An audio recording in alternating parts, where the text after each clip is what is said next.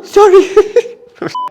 Does your food taste really bland sometimes and you're not quite sure why because you feel like you followed the recipe absolutely perfectly? Maybe you just don't know how to use salt right. And I don't mean that as an offense. Being able to cook properly with salt is one of the most foundational, if not the most important skill that you're going to need to learn if you want to be a really, really great cook. In this video, I'm going to break down 10 of the most important, useful, actionable tips so that by the end of this video, you will know how to season better food like a professional. These 10 tips are going to cover everything from common questions like how do I season to taste? What salt should I use for different applications? And we're even going to go into a bunch of nerdy detail about how salt affects other flavors, such as other tastes, how salt affects other tastes, such as salt and sweetness, salt and sourness, salt and bitterness, salt and heat, salt and all those nice things. Salt affects everything. If you're looking for something specific, this video has been broken down into chapters, so you can just click on one of those before or click the link in the description. So here are my 10 tips for how to use salt to make your cooking infinitely better. Check these out. Okay, so tip number 1 is actually like a handful of tips in one that we're just going to quick fire through because you may have already heard them. Okay, you've definitely heard this one before. You should always season from a height. This is a good rule of thumb if you're trying to get an even distribution of salt across like a piece of fish or a piece of meat and you want it to be nice and evenly seasoned.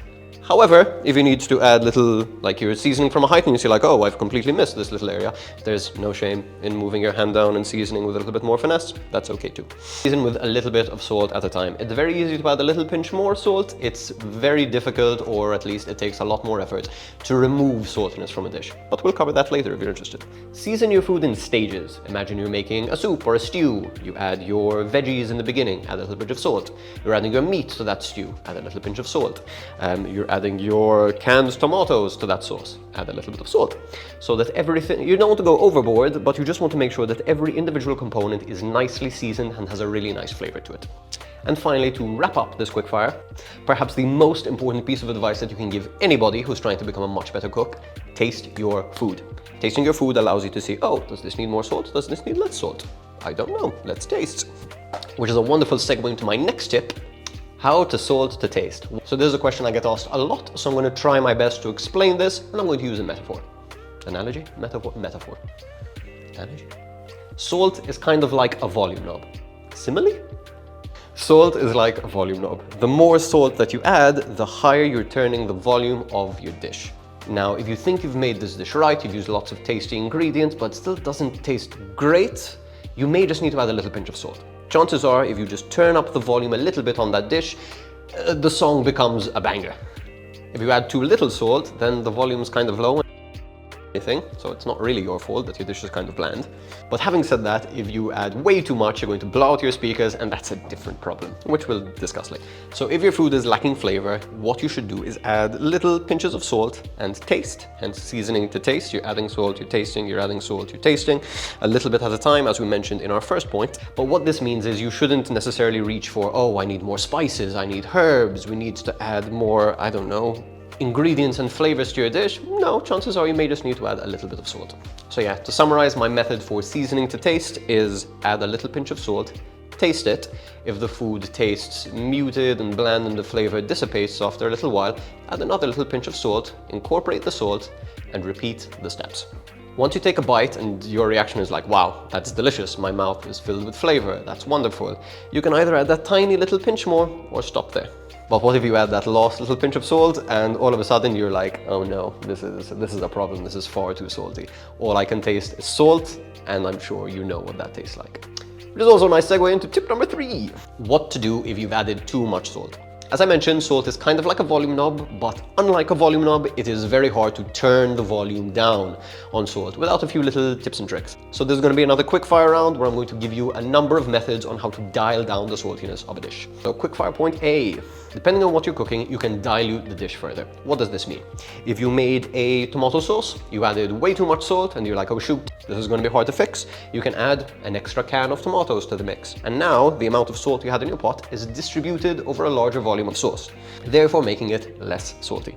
Secondly, you can add starchy ingredients to your sauce. Now, this has multiple benefits. You're adding an ingredient that doesn't have any seasoning on it, that's going to absorb some of that salt. And also, starch is very, very good at muting flavors and muting saltiness. How do you apply this in an actual dish? Well, If you're thickening a dish and you thicken it with cornstarch, that's going to turn down the salt slightly. A stronger approach would be to add things like cubed potatoes or white rice to a dish or pasta. And what these are going to do is add lots of starch to whatever you're cooking, and they're also going to absorb a bunch of salt at the same time. You can also balance out a little bit of extra saltiness with things like sourness, things like sweetness, things that will draw away from that saltiness a little bit. Or at the very least, raise those other components to balance out with the level of saltiness. And lastly, I like to serve anything that's a little bit salty with a not so salty garnish. So for example, if I make a Asian pork stew with tons of soy sauce inside it, some fish sauce, and it came particularly salty, what I might do is serve it with slightly under-seasoned white rice, and that'll really help to balance things out, because I'm going to be eating them together, and I have something that's quite starchy, and as we mentioned, that's a good one, and not particularly salty, that I'm going to be eating with something that is quite salty. Or another example, if I made a particularly spicy, salty curry, I might balance that out with some unseasoned yogurt that has a nice acidity, some nice freshness, and it cools down and detracts from that saltiness. Okay, so we covered how to season to taste and what to do if you've over-seasoned to taste. But what if you can't season to taste? Okay, so why wouldn't you be able to season to taste?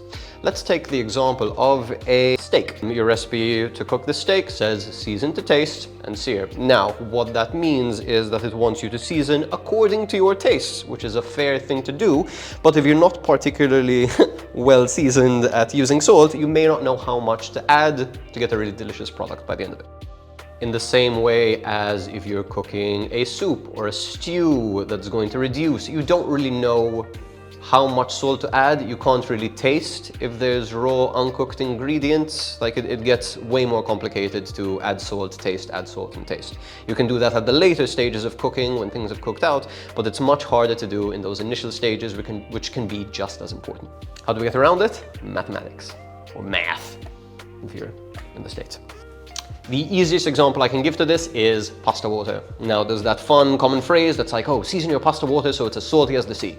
No. Season your pasta water so it's between 1 to 2% salt. So let's break down that example further. I am going to cook my pasta in 2 liters of water. Now, 2 liters of water, because the metric system is beautiful and easy, equates to 2,000 grams of water. Now, I'm trying to calculate 1.5%, somewhere roughly between 1 and 2% of salt. 1.5. What that means is I'm going to be adding 30 grams of salt to my 2 liters of water, and I know guaranteed that that is going to be perfectly seasoned pasta water. At least for my taste, for how much salt I like to use in pasta. Now, if my sauce is particularly salty, like I was making a carbonara with tons of guanciale or a spaghetti vongole where the clams are really salty, I would reduce that to 1% salt, which would be 20 grams of salt.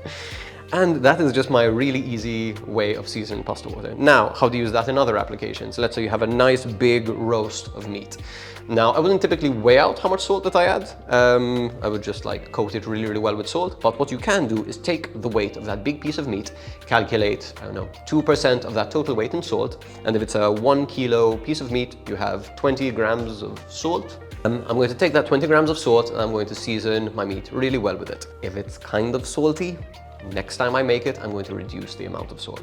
If it's not salty enough, because I really love salt, I'm going to add a little bit more salt next time. Mathematics, kids. Math. But the amount of salt that you're going to use is always going to vary a little bit. And that comes down to our next tip. How much salt should you use for different types of food? Let's break this down. Let's go back to that example of a piece of meat. Let's say you have a chicken breast versus a chicken thigh.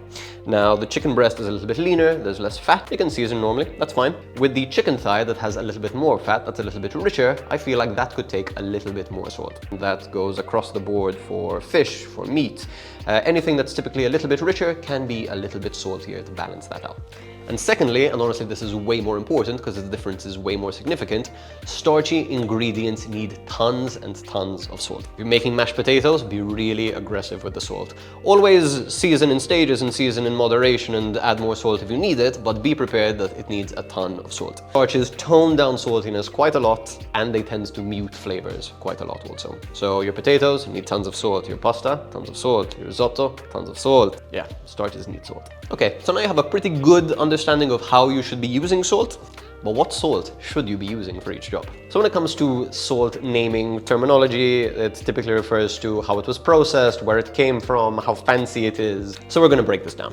Sea salt. Pretty self-explanatory. Salt that's been extracted from the sea. This does not have anything to do with how fine it is, how coarse it is. Sea salt, one of my preferred flavors of salt, one of my favorite kinds of salt, one of the most natural kinds of salt. We love sea salt. Table salt is typically salt that's been processed a little bit further, not necessarily needing to have come from the sea. Yeah, kind of a loose terminology. Iodized salt. Now, this is salt that has been processed even further, has anti-clumping agents in it. Not my favorite salt, not the best tasting salt. It's better than no salt, but not highly recommended. Now let's talk sizes of salt. Starting off, we have fine salt. Now these are, as the name suggests, very, very fine grains of salt. This is very, very good for seasoning things like meats and fish, and when you want that salt to dissolve quite quickly, so you can season quite evenly. Next, and this is one that I used a ton when I used to cook in America, kosher salt. Now this is slightly flakier than fine salt, so you have like bigger pieces, they're more visually present, and have like a nice little textural component if they don't dissolve completely. Really nice to use, really good all-purpose salt, and honestly one of the things I miss most about cooking in the States. A little harder to find in Europe, from my experience. Rock salt. Now these are big, chunky little rocks of salt, which I don't mind using if I'm using them in a salt grinder, but if I'm just pinching the salt and seasoning with it, rock salt, not my favorite.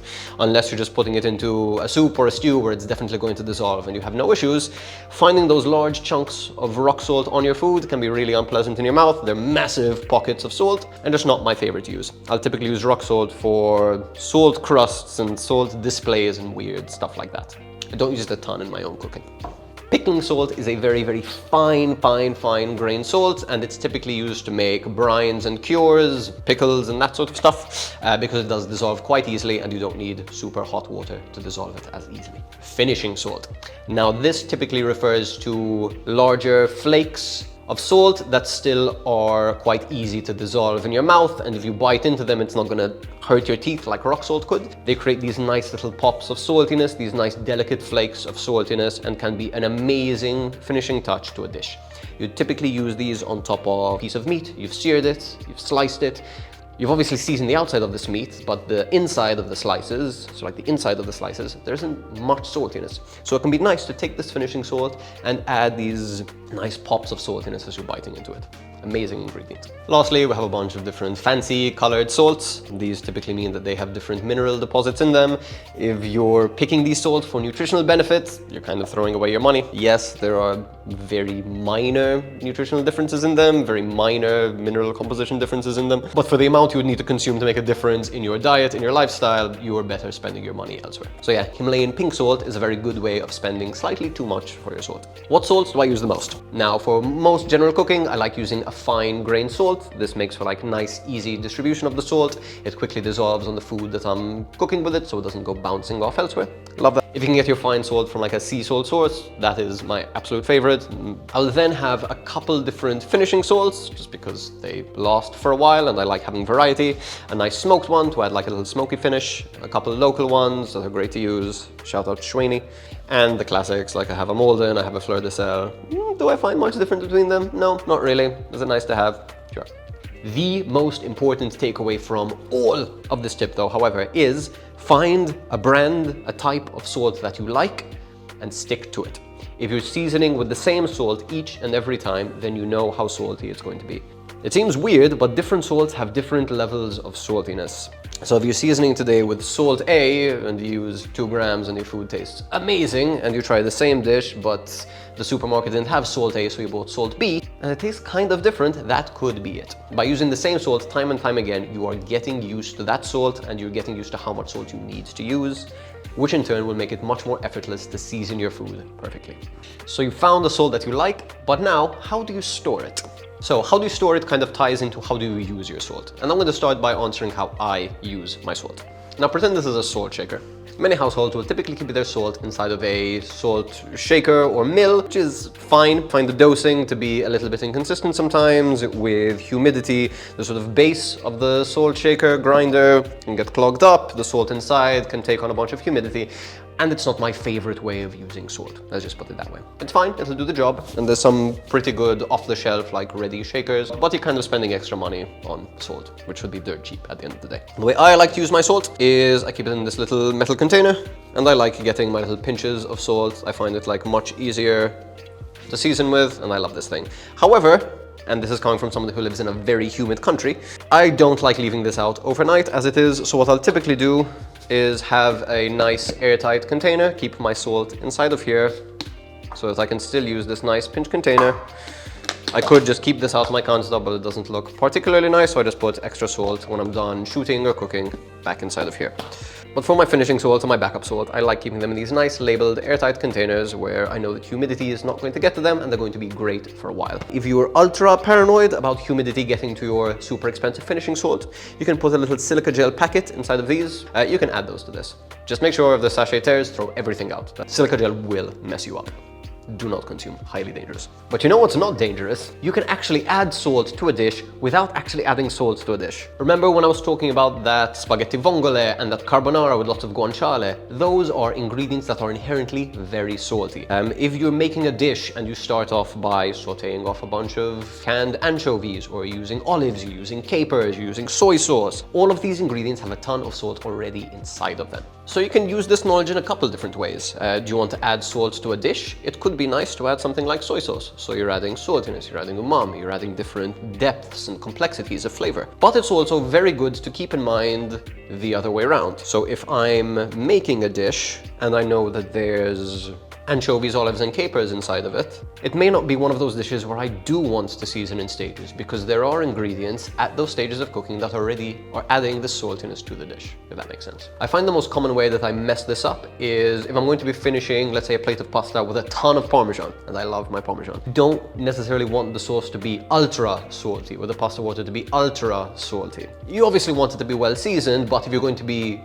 covering it with a snow of cheese, a very, very salty cheese, you may want to be mindful of the amount of salt that you add. You can always add more, you can't take away as easily. But what you can change is the serving temperature of the food that you're cooking. And we're going to talk about how that affects the salt levels. Let's take the example of a carrot soup, a pureed carrot soup. Now, if I'm serving this piping hot and I'm serving this as a chilled soup, the flavors are going to change quite significantly.